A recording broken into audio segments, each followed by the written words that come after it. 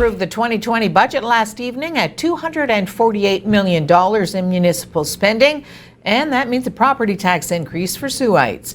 The increase is 3.63%, with 1.47% due to the municipality spending, while the remaining 2.16% is the result of increases from levy boards and outside agencies. The budget will see services maintained at current levels, with a number of capital projects moving forward and many supplemental funding requests approved. Ontario's public elementary teachers will ramp up their Work to Rule campaign today as they continue contract talks with the government. The Elementary Teachers Federation of Ontario says educators will not plan any new field trips or distribute letters or memos from schools and boards. The union says it is introducing the new phase of its job action to increase pressure on the government because of the slow pace of negotiations. Meanwhile, the union representing the province's public high school teachers is planning a one-day strike in 9 school boards tomorrow. That job action follows a province-wide strike last week that shuttered every public high school and some elementary schools.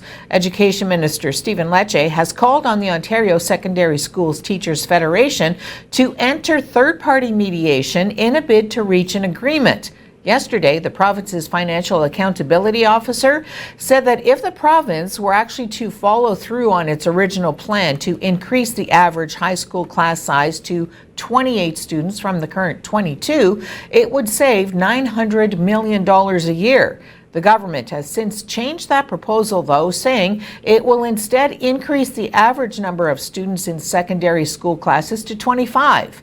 Teachers have said any increase in class sizes will compromise the quality of the education system.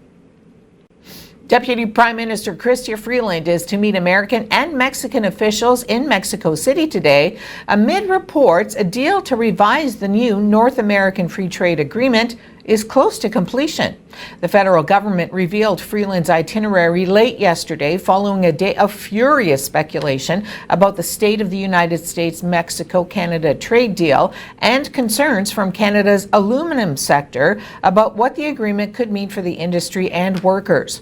Prime Minister Justin Trudeau and U.S. President Donald Trump talked directly about the deal yesterday, that from Trudeau's office, without more details. The U.S.-Mexico-Canada agreement was signed by the three countries last year, but U.S. ratification has been stalled for months as congressional Democrats and organized labor have bickered with Mexico over labor rights as well as the agreement's treatment of steel and aluminum. There were concerns the agreement, which aims to update the 25-year-old North American Free Trade Agreement, would not be approved before Congress disperses until 2020, and its focus shifts to next fall's presidential election. Health officials are investigating 16 cases of E. coli in 5 eastern provinces stemming from packaged salad.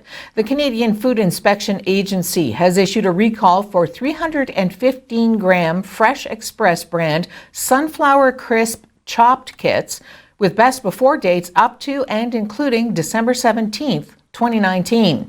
The kits have UPC codes beginning with the letter Z, indicating Salinas, California, as a source of romaine lettuce. They were sold in Ontario, Quebec, New Brunswick, Nova Scotia, Prince Edward Island, and Newfoundland and Labrador. The Public Health Agency of Canada says at least 10 people have become sick in Ontario, 3 in New Brunswick, and 1 each in Quebec, Nova Scotia, and Newfoundland and Labrador. New Zealand police said today they were opening a criminal investigation into the deaths of tourists on a volcanic island.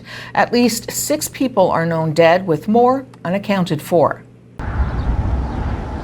The bodies are covered in ash, and so we're unsure what the state of the bodies will be in. And so that's part of making sure we're just really clear about what we're trying to achieve and how we're going to achieve it on the day.